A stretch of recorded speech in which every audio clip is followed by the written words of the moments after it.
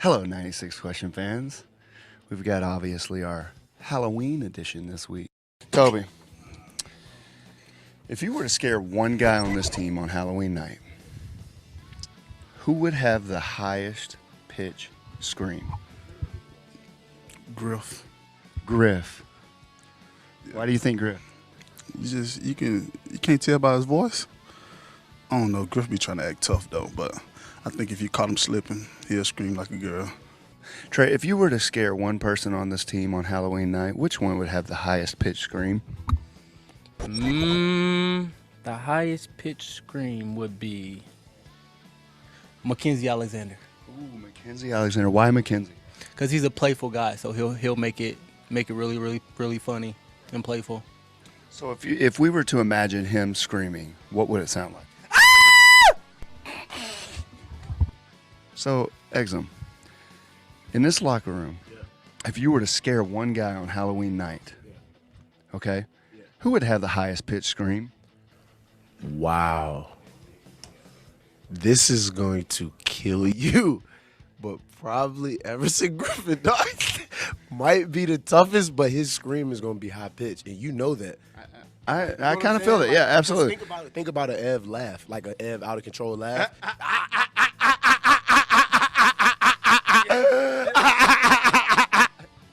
How would his scream sound? I mean, it would sound. I don't even think I could do it, bro. To be honest, but it's gonna sound something like you just like. If you were to go out on Halloween with the fellas, if you were to scare one person, who would have the highest pitch scream? I'm gonna go with probably Jabari or Diggs. Yeah, Ev. One of those three, Jabari, Diggs, or Ev. Or if you were to scare one person on this team, and who on this team would have the highest pitch scream? Jerick McKinnon. Jerick McKinnon. I know it's kind of obvious, but why Jerick? Well, he's has a high-pitched voice as it is, so a scream would only be higher.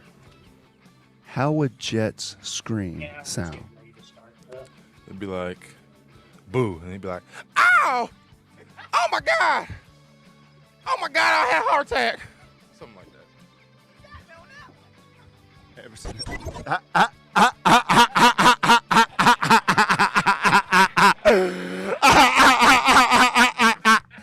Everson, if you were to be out Halloween night and you were to scare one guy on this team, which guy would have the highest pitch scream? Coach Zimmer. Yeah! Look at me!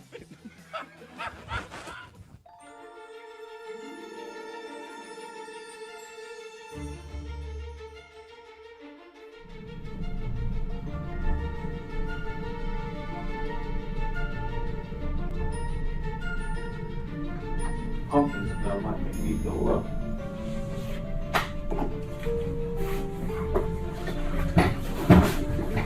You know, dude's gotta get creative one time. That was pretty fun.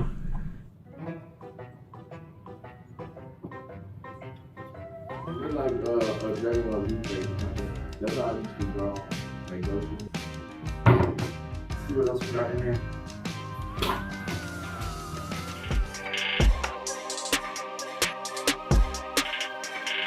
I know.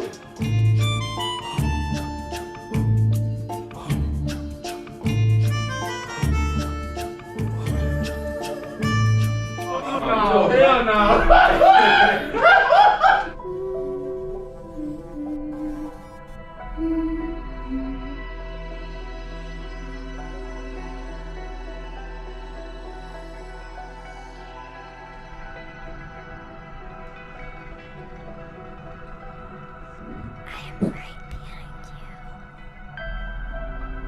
Down came the rain and washed the spider out. Out came the sun and dried up all the rain. So into spider went his power.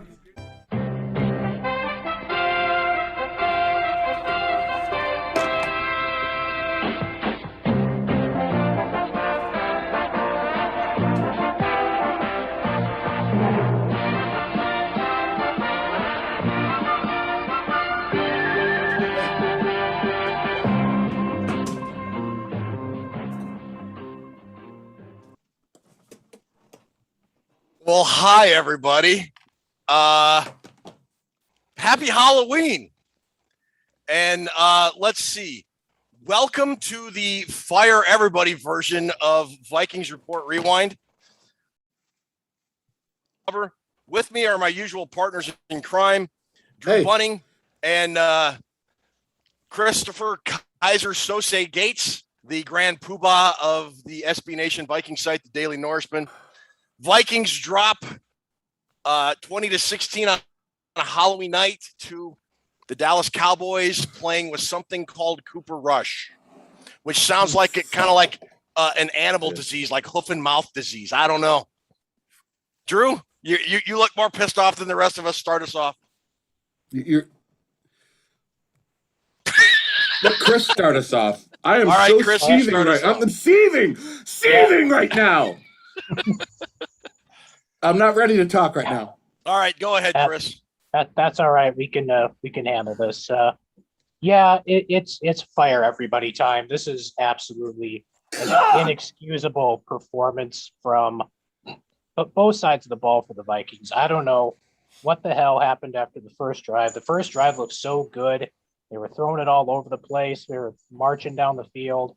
And, on the Vikings' second drive, they had that play where it looked like Kirk Cousins was going to hit Justin Jefferson for a big old long touchdown pass. And Jefferson slowed up on his route for whatever reason. I don't know what happened there. But after that point, it was just all a flaming dumpster for this offense, pretty much. It was terrible. Cooper Rush, 325 yards. Are you kidding me with this garbage? I mean, fire everyone. That's we're looking at 3-6 or 3-7, and it's not going to get any better from here. So Drew, I'm going to let you just kind of ease into things whenever you're ready. Whenever you want to step into the fray, just let us know. Ted, can you hear me? Right? I can hear you. Go ahead. Yes, I'm trying to formulate my mind and trying to formulate the words that I can talk without throwing F-bomb after F-bomb. That's all I'm doing. I'm trying to funnel this down so I'm not swearing, because that is hideous. That's the worst thing I've ever seen. Clint Kubiak should never be a coordinator for another game. Zimmer should be fired. Kubiak should be fired. Get them all out of there. That was horrible. Go ahead. No. Go on. I watched Testify. 5 freaking college games yesterday. I watched 5 college games, and every goddamn game had better play calling than that. What the hell is that? How do you sit by and let your team? How does Will sit there? What, these guys should be fired right now as we're on the air. That is the worst performance I've ever seen offensively by a football team on terrible.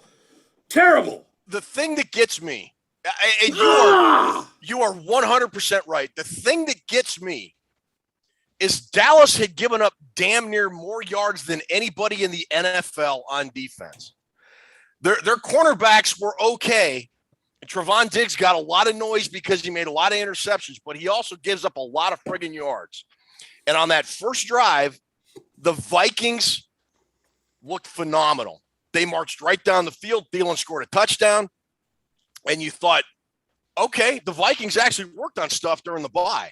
Just like Cleveland, Ted. Just like Cleveland. And then it became the Cleveland game. Exactly. Only Cooper Rush wasn't Baker Mayfield.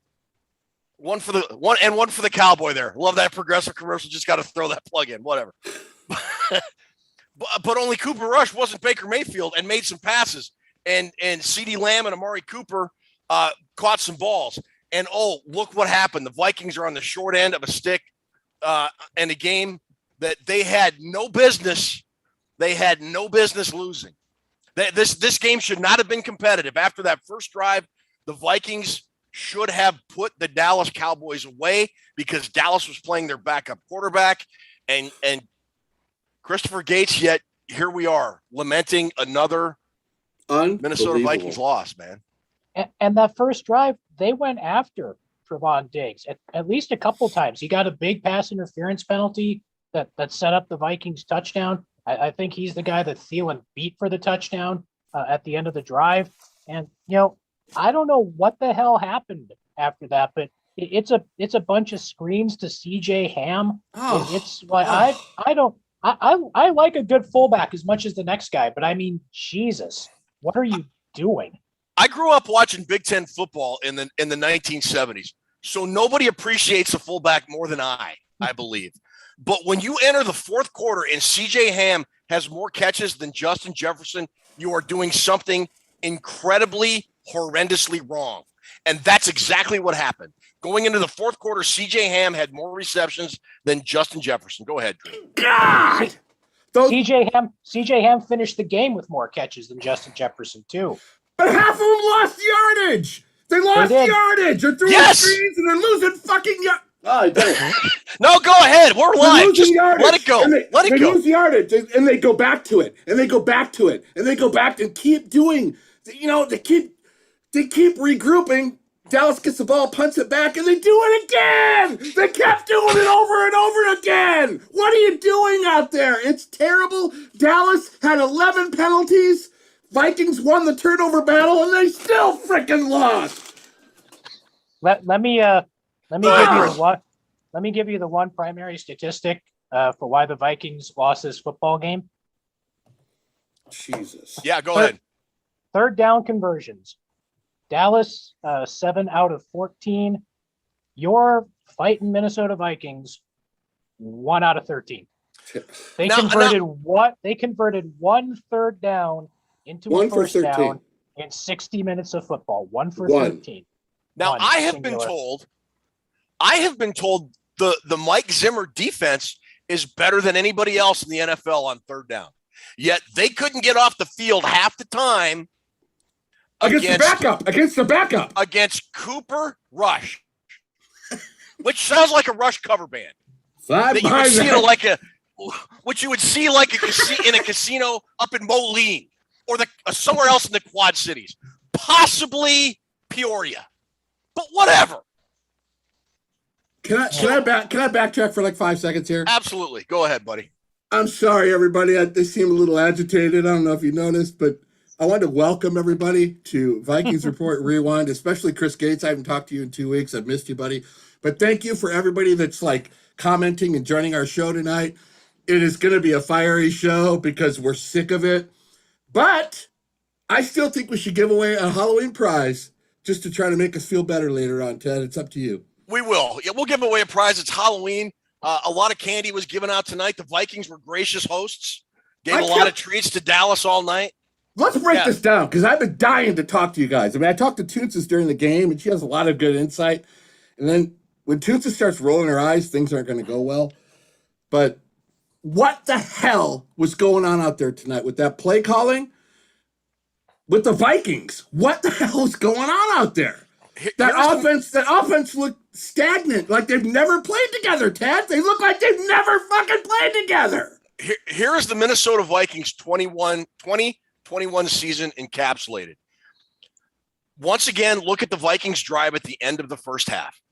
It was just an absolute tire fire. They still had a timeout, and then on second down, Kirk Cousins runs the ball, and he gets out of pressure, and he gets a good gain. But the smart thing to do there is what? Use your timeout and call it, yet he starts running this Chinese fire drill, waving his arms, pointing at guys, waving his arms, and they run out of time. You don't use the timeout, and you go to the locker room. They must think, well, we can use that 4 timeouts in the second half. Because they could have used that 4th timeout because they pissed them all away at the end of the second half because they had a 1st and goal at the Dallas 4. 1st and goal to Dallas 4. The game is tied 13, and I thought, well, they just might get out of here with another ugly win. And okay, whatever. They lose yardage because they get a penalty. Now it's like from 1st and goal on the 4, they're now 3rd and goal on the 11, and they have to. And Cousins almost throws an interception on 3rd down that Thielen somehow caught and got down to the 5, which I completely 100% predicted on Twitter, but that's neither here nor there. And then they kick a field goal, and I thought they're going to lose this football game. Cooper Rush is going to go down the field, and they're going to beat the Vikings, and that's exactly what happened. And that is the Vikings 2021 season. 1st and goal on the 4, they end up on the 5 and kick a field goal. Toots has called it on the private message box on Facebook. Mm-hmm. When we hit that field goal, she called it. She said, we know how this is going to end. You know how it's going to end, right? You know how it's going to end. I need you guys to explain to me what in the hell is going on with that. Well, I can't believe what I just saw. I don't understand. Here's what I think. After the first series of 20 plays, that whatever it is, the Vikings script, Clint Kubiak has no idea what he's doing. I don't think he does. I do not think he does. No, I think that's a pretty solid. Analysis. Chris, because some of those drives were comical. I mean, terrible. I mean, I get using a screen pass. It's an effective play, but just like heroin, if you use it too much, it doesn't work. It just doesn't. They had a couple. Literally, Rob Lowe, I know you're watching. Literally, that pass to Ham, Chris, that 2-yard pass when he was covered by two guys. Why would you even throw that? I was looking at the TV. I looked at Ruby. I said, "Why would you even throw that? Why would you run that play?" That's just throw the damn ball into the sidelines. What the hell are you terrible. doing there? All the passes are like 10. Every pass is like 5 yards down the field. And then Dallas comes out 14 yards, 16 yards. Would have been 20 yards, but Lamb dropped it. I mean, the thing that really was a big contrast. Yeah, the thing that was a big contrast for me tonight was how conservative the Vikings were throwing the ball with a seasoned guy like Kirk Cousins and two good receivers in Adam Thielen and Justin Jefferson. And you compare that to the Dallas Cowboys with a backup quarterback who was slinging it. Right. Now, he made some ugly throws early, and he got picked off, and then he got hit he gave up a fumble. But Mike McCarthy, I think Mike McCarthy's a dope, but I'm going to give him credit because he did not back off. Cooper Rush threw that first interception and you could have had a very good excuse to say, look, we've got Ezekiel Elliott. Cooper, we're just not going to let you lose the game for us, so we're going to run the ball. He didn't do that. He kept slinging it. He kept throwing it. He kept throwing intermediate and deep routes, and they made plays, and they kept making plays, and they kept driving the field and keeping the ball, and eventually it worked out for him. So hats off to Dallas. Hats off to Dallas. They played a good game. And I think that's what you do with a young quarterback. He makes a mistake. Don't worry. Get back in there. We're going to go right at him. You're going to throw another pass and another pass. I thought McCarthy handled him well because by the end of the game, that guy made some really bad blunders during the game, but he's the most confident guy in the field at the end of the game because McCarthy didn't put him into a shell and go with that wussy pullback stuff, that scared coaching thing. He just said, no, you made a mistake. When the Vikings got that turnover on the Woods sack and fumble, yes, it's almost like they bring out the plastic laminated sheet of we don't want to do anything with it. Chris Gates. We had all the momentum. That was the play. That was the play, Chris Gates. It was going to change this game. That was the play, and they did nothing with it. Nothing. I mean, I can't remember. I got to pull up the sequence of plays from after the Woods fumble because. I got it. I wrote it down. But finish your thought, and I'll go over. I wrote it down. Because if there was a time where you were going to take a shot and try to dagger it, it's after a play like the Xavier Woods sack fumble because you're at midfield. You've got two outstanding receivers. Just throw the damn ball deep just once. I mean, God almighty, come on. So Xavier Woods, and this was coming. This was turning out to be an Xavier Woods revenge game.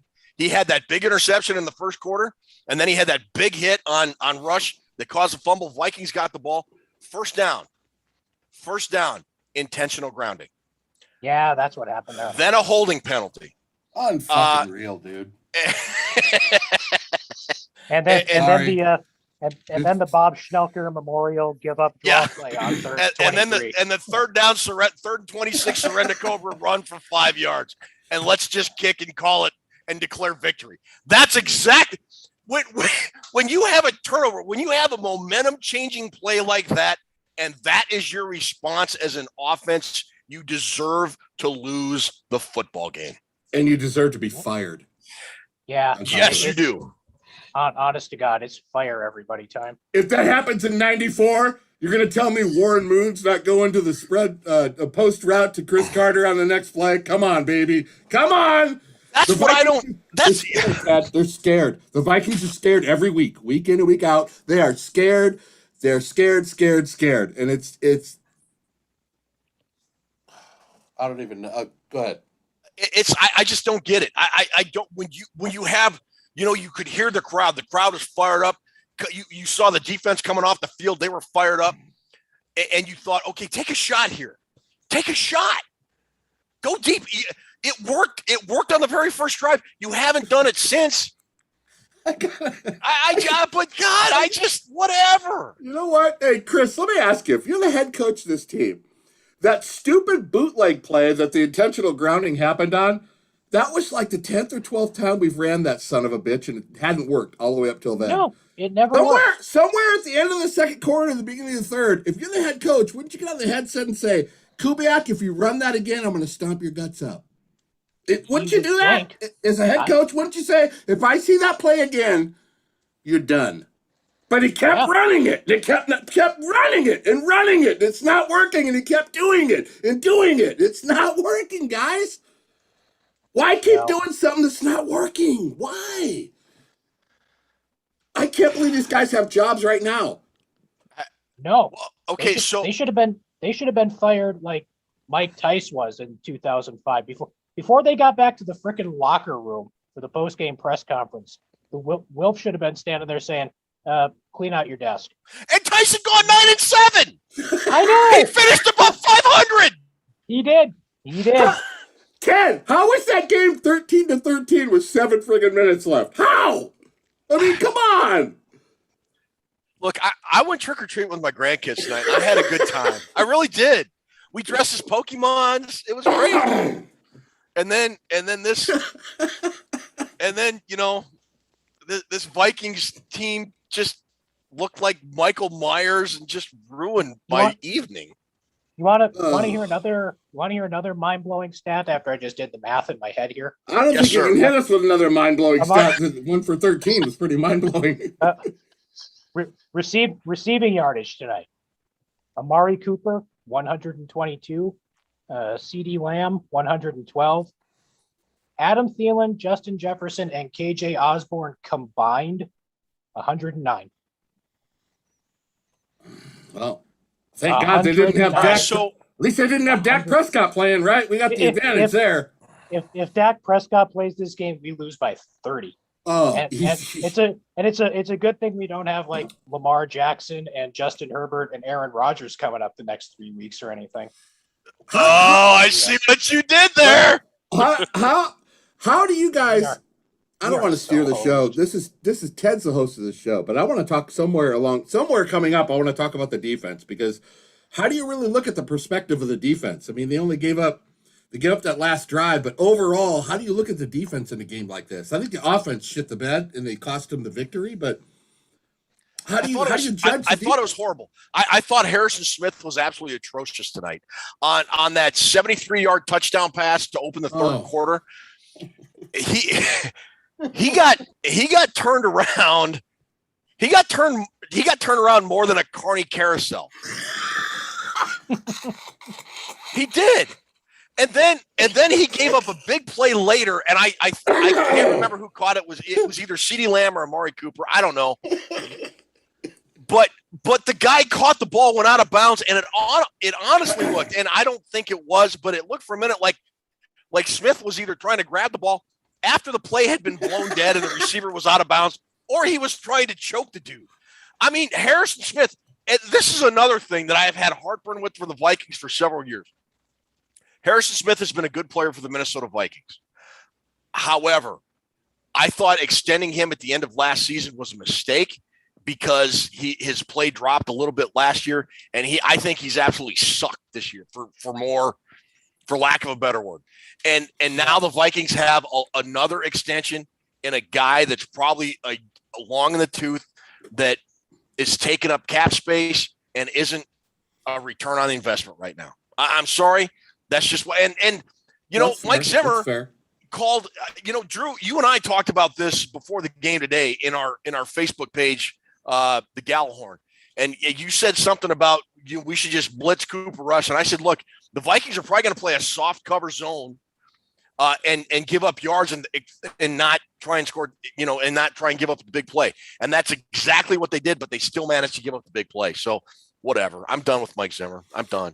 That play when they snapped the ball and then Harrison Smith just stuck his hand inside the guy's face mask. I'm looking at Toots just going, that is one of the dumbest things I've ever seen. Why would you do that? Sophomoric. And I think they had a fumble or something on that play too. So it was like really costly, that penalty. If I remember right, something good happened to us. Yeah. The incomplete pass, maybe a fumble or something, but that was the one where it looked like the guy caught it and took a couple steps and fumbled it. Barr fell down on it, but it didn't matter because of the penalty. So, yep. Yeah. But a dumb penalty. Right off the snap, you stick your hand on a guy's face mask, Ted. I mean, if you're in 8th grade playing Pop Warner, sure you do that. If that doesn't happen, Barr gets the fumble recovery. That's possession done, right? I mean, yeah. Did they even call that a catch and a fumble? I can't remember. Did they call that a catch and a fumble? No, they didn't call it anything because it was automatic first down after that. Yeah. Okay. Yeah, I think all of your Smith talk is very valid. I think it is. I think. Exactly Mike right. Skoglund with a comment for those of you that weren't aware, Daniil Hunter was hurt. He was out with a shoulder injury. He is getting a shoulder MRI tomorrow. He was hurt, I think, in the first quarter, if not early second quarter, but it was in the first half. He went from questionable, and at halftime he was ruled out. He did not come back. So that's something we need to be aware of. Floyd Kizzy, we need a complete rebuild. The players and Dalton Voss, the players are playing tight under the Zimmer regime. Fire him. Like just about everybody on here. First of all, thank you. We've got like almost 70 people watching. One more will have 69, which is an extremely nice number. By the way, thank you all for tuning in. I said it at the beginning of the show. We can't say it enough. Thank you for tuning in. And we're trying to keep up with the comments. But on a night like this, as you can imagine, we've all been drinking. We've all been drinking. We're all on a sugar high, and the Vikings lost the game they should have won. Yep. There ain't nothing better than Ted Glover, man. Dr. Proto, so if Hunter played the whole game, does it change this game? I don't think so. No. How the hell are you, Doc Proto? Doc Proto's one of our. He always listens and he always votes on our fantasy football game. How are you, Doc? I'm glad to see everybody in there tonight. God, that was frustrating. This game was frustrating, Ted. It was. So everybody's saying fire Mike Zimmer. And this now becomes the $64 question, guys. It really does. I mean, does Mike Zimmer, Chris, does Mike Zimmer have a job by the time the Vikings take the field next Sunday when they go to the land of the crab cakes and the Baltimore Ravens? Yeah, Capra. Yeah, King. Yeah.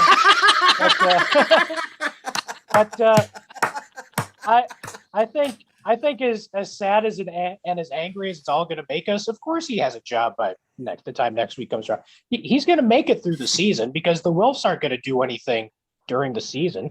But, as soon as that final gun sounds, when the Bears and the Vikings are done playing their annual regular season finale at US Bank Stadium in week 18, now not week 17. Yeah, I think it's time for a total regime change. I mean, everybody's got to go. Take a Brinks truck full of money and back it up to Byron Leftwich's house. Let him take whatever the hell he wants and bring that guy into Minnesota to see if we can, make something. There's too damn much offensive talent on this football team to see what we saw tonight. It's ridiculous. It really is. Reggie Adams, the Barbecue Smokehouse King, checks in. How many games till Zimmer is fired then? He's going to make it through the season. He'll make it to the end of the season. End of the year, Chris, you think he's going to make it to the end of the year? They're not going to fire him during the season.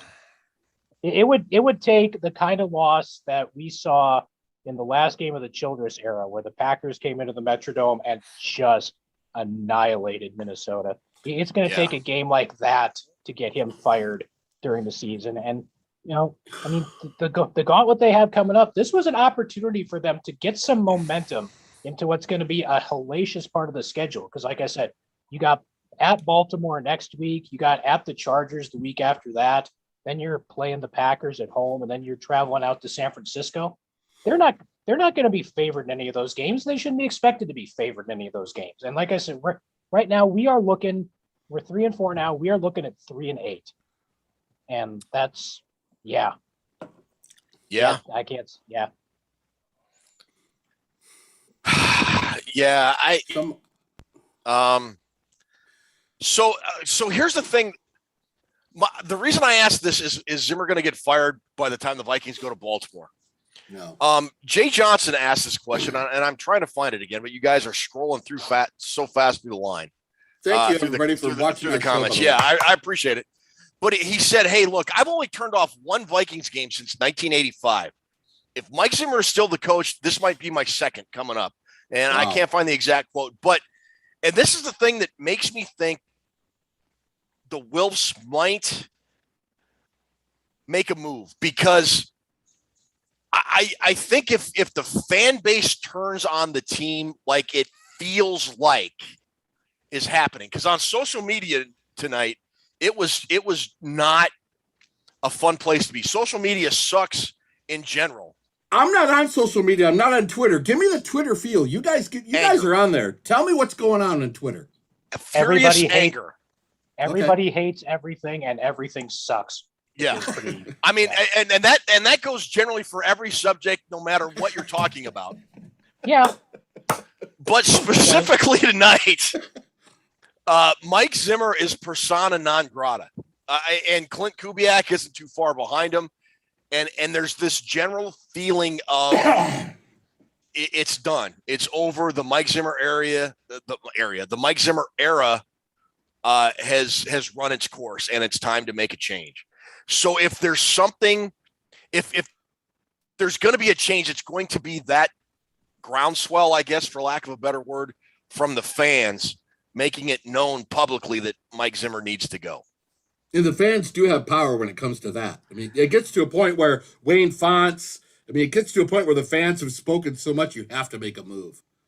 Has it swelled to that?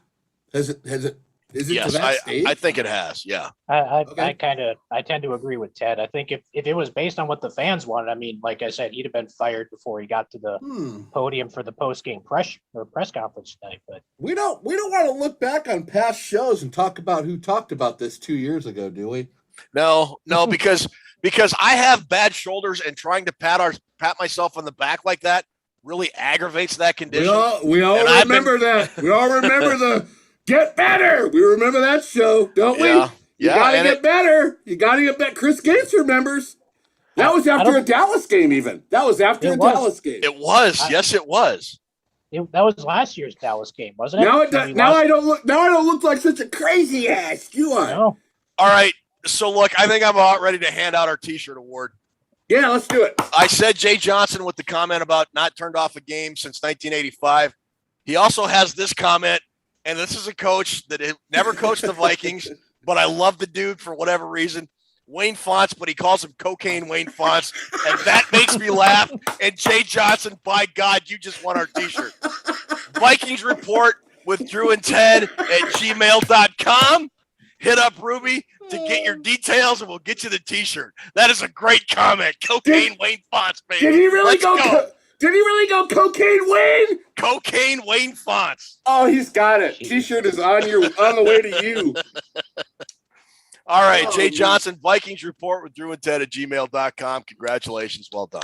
Man, this is really interesting how this Viking season has turned. I mean, going into this game, Ted and I, we talked about the gauntlet the next month. We kind of put it in use that word to explain the next 4 games.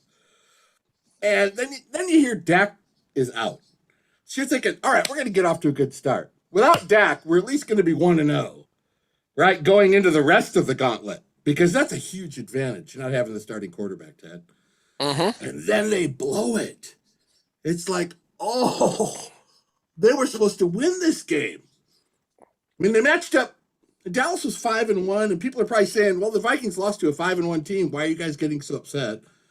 But they lost to the backup. We were supposed to win this game. Once it was announced that Dak Prescott wasn't playing, we're at least going into the gauntlet 1-0, and we blew it. Now where do we stand? Now this is going to be difficult. So at the beginning, now for those of you that join us on our weekly show, Vikings Report with Drew and Ted, if you do, thank you so much. My question of the week to you was, Drew, can the Vikings go 3-1? And it was based on kind of what happened last week in the NFL with the Vikings on their bye. Green Bay didn't look great, but then they sort of turned it around and had a very impressive win in Arizona. Baltimore got thumped at home. And it just felt like, the way the NFL ebbs and flows, that the Vikings sort of had a chance to really get back in this thing. And you, my friend, were a prophet, and Chris chime in, because what Drew said, if you didn't see it, was that the Vikings can, if they can play an error-free game, yeah, they can. But obviously they did, and I just don't know what you see in the short term, Chris, going forward with this team. As you said, they've got Baltimore. They got to go to Baltimore. Then they got to go to LA and play the Chargers, and then they come home and play the Packers. I just, after this loss, I kind of thought they had a shot to go 3-1. I'm not seeing that now, Chris. What do you see? Absolutely not. Like I said, I mean, if you can't beat the Dak Prescott-less Dallas Cowboys at home, coming off a bye, who the hell are you going to beat? I mean, we went into this week, the Cincinnati Bengals and the Arizona Cardinals were the number one seeds in each conference, and the Minnesota Vikings should have beaten both of those teams. And now you go from that, what we saw the first 2 weeks, to what we saw tonight. I'm as purple Kool-Aid drinking a Vikings fan as there is, and I try to be as optimistic as anybody, but how the hell can anybody see anything optimistic after what we just spent the last 3 hours watching it for a game that, you said at the beginning, the Vikings had no business losing this football game. The Cowboys ran. We talked about how great the Cowboys running game was. The Cowboys ran for 78 yards tonight. 78 yards.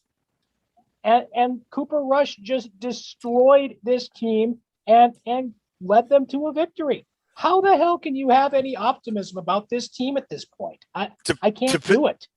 To piggyback off of that, Chris, Riley So well Everett said. is very well said. He's got a great comment. Matt Moore, and he lists a bunch of future Hall of Fame quarterbacks. Matt Moore, Chase Daniel, something Rush.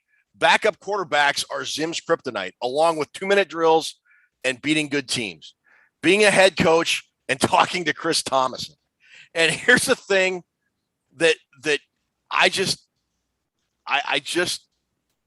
don't understand. It was late in the game. You mentioned the Collinsworth thing, the Collinsworth quote about if the Vikings were to lose, would it be a train wreck? Yes, it would. Al Michaels. I watch it on volume 0, so clue me in on what was said. So Chris Collinsworth, sometime in the second half, said, Al, if first of all, let me do the Collinsworth slide. Al, nice.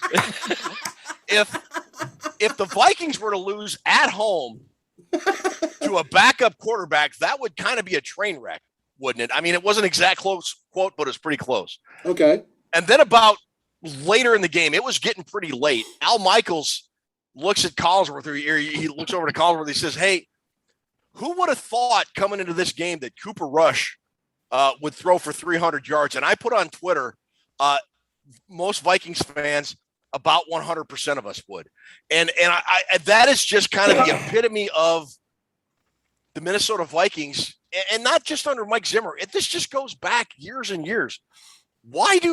How is it that backup quarterbacks have absolute career days against this football team?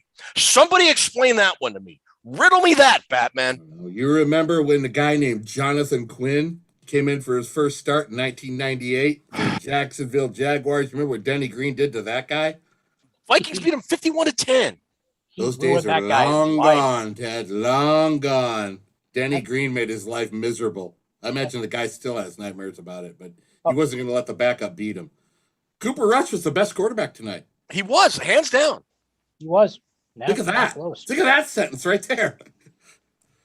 Like, I mean, to piggyback on what Chris said, how do you expect to be optimistic when Cooper Rush comes in? He outplays your quarterback, a guy that's thrown 3 passes in 4 years, and he outplays your quarterback on the road. How are we supposed to feel good about the season, Ted? I don't.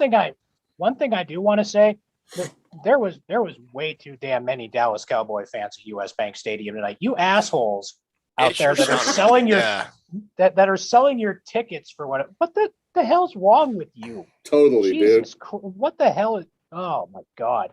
Stop it! What the hell?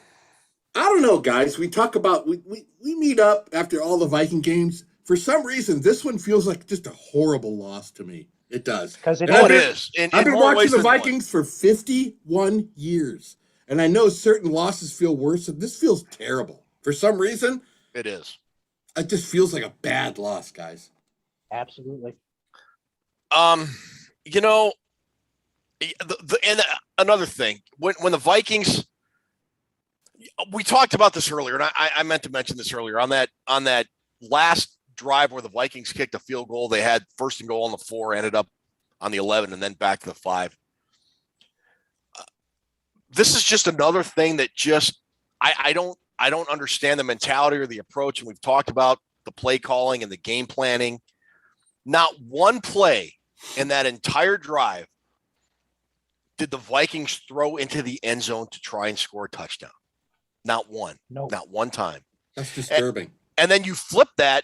And then after they kicked the field goal, when Dallas got down there, they threw into the end zone. And, oh, hey, look what happened. They scored a touchdown. They gave their best players, their best playmakers, a chance to make a play. Cooper Rush made a good throw, and Amari Cooper made a hell of a catch, and they scored a touchdown, and they won the game. And that to me, along with the 2-minute offense and just the Vikings play calling in general, speaks more to me about where this Minnesota Vikings team is compared to the top teams in the NFC and in the NFL. Ted, reverse it right there. Have the Vikings going down the field at 16-13. They're behind by 3. Would the Vikings have played that the same way? I think they would have played for the tie. They would they would not have went to the end zone. They'd have played for the tie. That's how I see it. I agree, but there was a point. It was, God, when was it? It was in the first half. And the Vikings had a 4th and 1 on their side of the field at like the 43 or 44. They went for it. Cousins hit Adam Thielen for like a 32 or 33-yard pass. But then when they got back down into the red zone, they couldn't do anything, and they had to kick another field goal.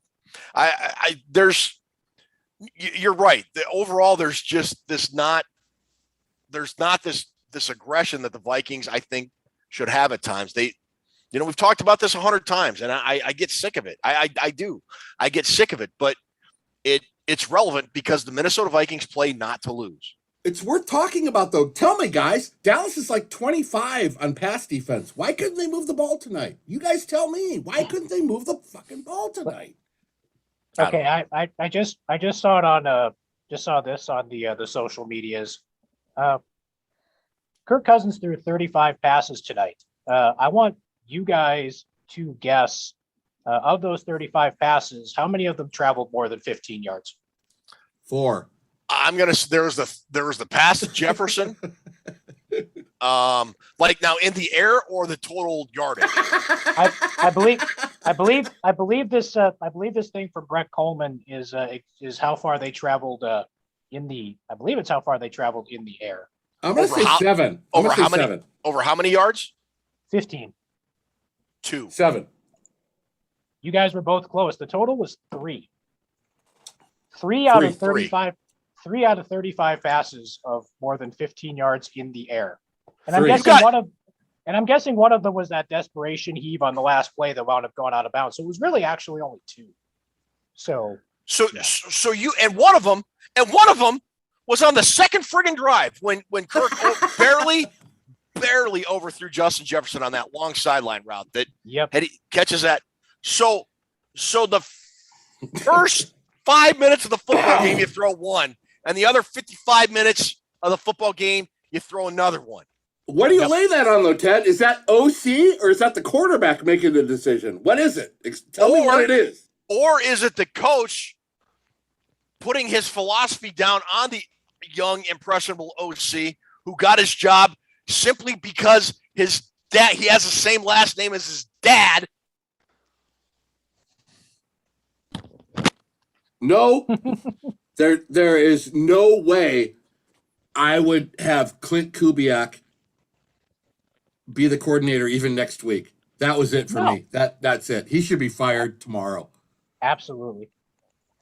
That's my opinion. My opinion. I mean, bless the guy's heart. I know it's his first year. I predicted before the season started on one of our Vikings report show, Ted, that he was going to be gone by week 8, and I stick to that. And like we said, one of the early episodes of our post game, when the Vikings were actually moving the ball and putting up points, we thought for a second there that Mike Zimmer was getting the hell out of the way and let Clint Kubiak run the offense. It did. It seems kind of obvious now that, and you know, you don't want to think this way about a coach and why he hires who he hires, but I think Clint Kubiak is there. How old is Clint Kubiak? He's like 31 or 32 years old. He's not gonna stand up to Mike Zimmer and say, dude, this shit isn't working. We need to do something else. No, he's just gonna whatever you want to do, coach. We'll go ahead and do it. Or alternatively, here's a scarier thought. What if, and we're not in the locker room, we don't know the inner workings of the Vikings, but what if Mike Zimmer has said, Clint, the offense is yours. Call any play you want, whenever you want to call it. And this is what we got. That is scarier. It's just, I'm just throwing that out there because it's a possibility. Yeah. What I saw tonight, and I don't know. I don't want to downgrade Clint Kubiak. I imagine he's a nice guy and everything, but that was the worst offensive play calling I've seen. Anything down to Pop Warner football. That was terrible. That was the worst thing I've ever seen. So I watched a lot of football, Ted. I watch a lot of football, and that was really remedial and a lot of give up plays and just a lot of just don't know what I'm doing. He's in over his head. He is in over his head. So let me do this then. Let's say this. If we all agree Mike Zimmer needs to go, I think we all agree Clint Kubiak needs to go. We are kind of split on whether or not they're going to get fired in season or at the end of the season. Let's just say hypothetically they get fired tomorrow. Who's your interim head coach? Who's your interim offensive coordinator? Drew. I'm going to say Chris Gates. I want him running my offense. Man. Yeah, I'm in. I'm in with that. No, I'm not even joking about that. Chris Gates knows football enough where he can at least call a game where he's not throwing these asinine screens out to the fullback that's going to lose 6 yards. He ain't going to do that. And if things are going shitty, Chris Gates is going to say, things are going shitty, and I'm going to change it. That's all I want is some attitude in this team. I want some attitude to say, the Vikings tonight kept doing the same thing, and the same thing, and the same thing, and the same thing. That's what's irritating. They're doing the same thing. Yes. If you're going to do the same thing, get out. I don't know. I've never really thought about another offensive coordinator besides, I don't know. As flattered as I am by that, we'd lose by like 80 points if I were an NFL coach. But you know what? You know what? It would be ugly. After 2 failed drives of doing the same plays, you would say, let's try something else. And the Vikings, for some reason, they're scared to do it. They're scared I would eventually stop calling the fullback screen. Yes. Oh. That's going to be my entire campaign platform. We're going to stop throwing the fullback screen six times a game. I mean, like I said, I love CJ Ham, Augustana College or Augustana University, whatever the hell it is now. But yeah, I don't know who you would make the interim head coach. I mean, I'd imagine. I don't know if you let Andre Patterson do it. I don't know if you put the Ficken Catalina wine mixer in there as the head coach. I can't even name I think the Vikings running back coach is one of the Polamalu family. I think he might still be there. Yeah. I honestly don't know who the hell you would make the interim head coach. And the Which interim is why you offensive don't coordinator. change. You wait till the end of the year and then you do the whole process. Yep. So absolutely. I think the consensus on a potential interim head coach would be Andre Patterson. One name that a couple people are throwing out for offensive coordinator, and I find this kind of intriguing, is either the offensive line coach or wide receiver coach Keenan McCardell. Ooh. That would be. Ooh. I would hand the files over to Keenan McCardell tomorrow morning. Yep. Keenan McCardell is a smart individual. I mean, I don't. People, well, he just knows receivers. No, he knows offense. I would give him the reins tomorrow. I mean, I'm not sure if I bump McCardell up to head coach. I damn sure make him offensive coordinator. That's what I don't know about. Yeah, I don't know about the head coaching job, but yeah. I hate to say this being a Vikings fan because we already know the answer, but how the hell could it get any worse? You know what, Chris? You know what, Chris? After what we saw tonight, there's no real like hiding behind, well, this happened or this happened. Zimmer has no answer anymore. That was what we saw tonight was exposed and bad. It's gotta change. It's gotta change, guys. Yes. I mean, I think the Mike Zimmer epitaph has been written. It's just a matter of inscribing it into the headstone at this point. Yep. How do you lose this game?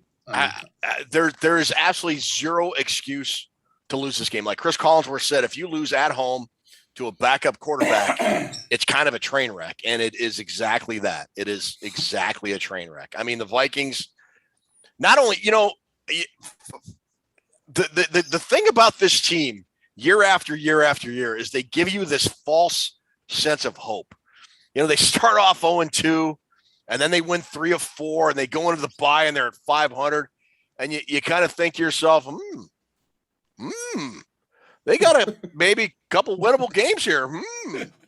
And then, it's like Al Pacino. The Vikings are Godfather 3. They're a bad movie, but they have one good line. Just when I thought I was out, they pull me back in. And then they do something completely idiotic like tonight. Like beat Baltimore next week and then drag us back in again. Here we go. Yeah, you watch. They'll beat Baltimore and the Chargers, and then they'll go to 5-4, and we'll be going Super Bowl, homeboy. Let's go. Let's go. Book your tickets to LA because we're going. Honest to God, I don't think we have to worry about that happening. I see the. Okay, I love having Chris Gates on the show, man. I'm telling you right now, Chris Gates, you are Vikings Rewind, baby. Man, I want to say I've seen the opening line for those of you degenerate gamblers out there. Baltimore is favored by 5 points for next week's game. That's it. Mortgage your house, cash out your kid's college fund, sell your car, do whatever it is you have to do. And if it was Baltimore minus if it was Baltimore minus 15, I would give you the same advice. Jeez, that's free money that's free money. Do not pass that up. Oh my God! I just broke a rib. All right, so we're gonna have to rename this show Perpetually 12 Financial Advisors. Rewind. I don't know. I mean, I don't know. My God, how did we lose tonight, guys? How did the Vikings lose that game? They played not to lose. They played not to lose. That's exactly what it is. You know what's funny is they had like 15 or 17 chances to put that team away, and they refused to do it. They didn't want to do it. That's just it. They didn't have 15 or 17 chances. They did not. They did, Ted, but they didn't want to do it. That last Dallas drive, Dallas had 3 personal foul penalties. And we still couldn't score a touchdown. And we kicked a field goal. Yeah. Oh, Jesus Christ. All right.